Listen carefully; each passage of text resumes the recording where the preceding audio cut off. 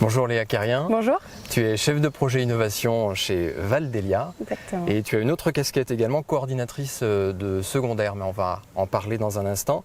Valdelia, c'est une entreprise particulière en termes de statut juridique. Tu peux nous expliquer comment elle est gouvernée ? Oui, tout à fait. Effectivement, Valdelia, on est un éco-organisme en charge de la collecte et la valorisation du mobilier des professionnels. Et donc c'est un peu spécifique juridiquement, puisqu'en fait on est une SAS mais à but non lucratif, Ouais. puisque donc les personnes qui gouvernent l'entreprise, ce sont les metteurs en marché, donc les fabricants, les distributeurs ou agenceurs de mobilier professionnels, qui en fait sont responsables de par le système des responsabilités élargies du producteur, Ouais. qui sont responsables en fait de la fin de vie de ce qu'ils mettent sur le marché. Donc le principe faisant qu'ils vont s'agglomérer autour d'un éco-organisme. Et donc l'éco-organisme s'occupe de la fin de vie de ce qu'ils mettent sur le marché. Ouais. Donc c'est eux qui collectent l'éco-contribution qui permet ensuite de financer les activités de Et Valdelia. donc l'impulsion, à la base, c'est une obligation réglementaire Tout à fait. que de pouvoir gérer la fin de vie des produits mis sur le marché. Tout à fait. Et cette obligation, elle date de quand? Et la création de la SAS, à quelle année? Alors c'était autour de 2012-2013 et donc il faut savoir qu'on est agréé par l'État pour ces activités. Ouais. Donc effectivement en 2012 donc, il y a des systèmes de responsabilité élargie du producteur sur plein de produits.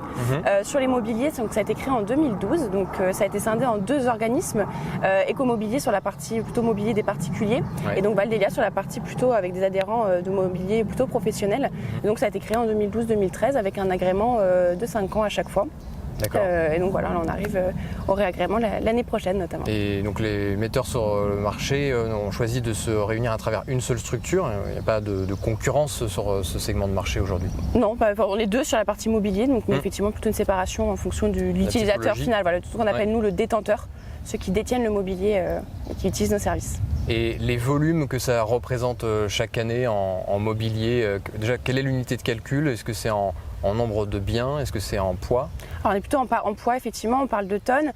Faut savoir que du coup, nous, on collecte en année normale, hors Covid, Ouais. 90 000 tonnes de mobilier par an. Et on a à peu près à 300 000 tonnes de ce qu'on appelle, nous, mise en marché, donc ce qui est vendu en neuf, et on collecte en fin de vie 90 000 tonnes sur une année classique. Et cette collecte, elle est opérée de quelle manière? Vous allez directement dans les entreprises récupérer le matériel? Il y a des déchetteries spécifiques? Comment est structuré le réseau? Tout à fait. Alors nous, on ne parle pas de déchetterie effectivement dans le mobilier professionnel. On intervient directement en chantier. À partir du moment où le professionnel a plus de 20 mètres cubes à évacuer, donc c'est les petits camions qu'on voit souvent en ville. Ouais. À partir du moment où le professionnel a plus de 20 mètres cubes, on intervient, on vient de mettre des contenants en pied d'immeuble. Donc la manutention n'est pas prise en compte dans le service. Il faut savoir qu'après, nous, plus on est contacté tôt par rapport à la date de chantier, plus on peut proposer un maximum d'options de seconde vie, puisqu'effectivement il y a la partie recyclage, donc ça forcément les mobiliers seront recyclés à la fin, mais si on peut proposer une seconde vie au mobilier en amont, on le fait autant que possible. Et donc on a plus de 200 partenaires de l'économie sociale et solidaire, et tout un réseau aussi d'acteurs du mobilier d'occasion ou de l'upcycling, qui permettent en fait d'offrir une seconde vie au mobilier. Donc voilà, en fonction de ce que souhaite le détenteur, D'accord. on peut le mettre en relation avec tout plein d'acteurs qui peuvent offrir une seconde vie. Et effectivement, on vient en chantier poser des contenants, et s'il y a moins de 20 mètres cubes, on a ce qu'on appelle, nous, pas des déchetteries, mais des points d'apport volontaires un peu partout en France, où les professionnels peuvent venir déposer leur mobilier directement dans les contenants. Et donc tout ceci est financé par l'éco-contribution au moment de l'achat du produit. Et comment elle est calculée, cette contribution? Alors elle est calculée en fonction des compositions, de comment est composé le produit final. Ouais. Donc c'est en fonction du poids des différents matériaux. Et effectivement, c'est souvent la petite ligne qu'on voit dans plein de produits finalement. On s'en rend peut-être pas compte en tant que consommateur de tous les jours. C'est cette petite ligne de contribution qui représente en fait la facilité ou la difficulté du recyclage final du produit. Ouais, donc c'est d'abord mesuré et ensuite, à partir de l'estimation de ce coût constaté, C'est ça. c'est chaque année réévalué. Pas chaque année, mais effectivement, c'est régulièrement réévalué aussi en fonction des techniques qui arrivent sur le marché pour pouvoir recycler au national. On est sur une vision macro. D'accord. Mais tout à fait, oui, c'est réévalué de temps en temps. Et on parlait donc à l'instant du lien avec le monde de l'économie sociale et solidaire. Alors on se rapproche un petit peu du sujet de l'association qui a été créée par l'entreprise que tu coordonnes. Tu peux nous expliquer pourquoi avoir créé cette association et quelle est sa vocation?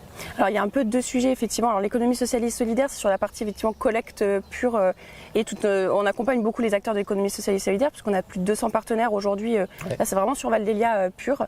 Et surtout, on a beaucoup de programmes d'accompagnement sur plein de sujets variés, mais notamment la montée en compétences sur des métiers tels que l'upcycling. On a des programmes, notamment un programme qui s'appelle Révolution, qui permet en fait pour les entreprises de l'économie sociale et solidaire, du jour d'apprendre le métier d'upcycler et de transformer en fait de la matière qui a déjà vécu pour en fabriquer des nouveaux mobiliers. Donc voilà, on a tout ce réseau de l'économie sociale et solidaire qu'on essaie d'accompagner au maximum avec Val d'Elia. Et par contre, c'est plutôt sur la partie innovation qu'on a donc accompagné la création d'une association qui s'appelle Secondaire, puisque donc en tant que chef de projet innovation, on s'inspire beaucoup de ce qui se passe sur d'autres filières pour trouver des nouvelles idées et des nouvelles pratiques. Et à force, en fait, on a pu agglomérer et avoir une certaine expertise en termes de seconde vie des produits et des matériaux de manière générale. Et donc de là a été impulsée un peu l'idée de se dire mais comment on peut pas venir mutualiser les projets d'innovation avec d'autres filières. Et c'est comme ça que s'est co-créée l'association Secondaire avec différents acteurs du territoire pour venir en fait mutualiser les projets d'innovation en Occitanie en matière de prévention et de gestion du déchet. Donc voilà, que peu importe le sujet, ça peut être dans le monde de l'agriculture, mettre du plâtre dans le monde de l'agriculture, ou alors gérer de la donnée, ou encore donner une seconde vie à des sièges de train. C'est vraiment très vaste, mais l'idée c'est de se dire on peut avoir entre filières avoir une même problématique et se dire si on la mutualise, on peut peut-être trouver des solutions communes.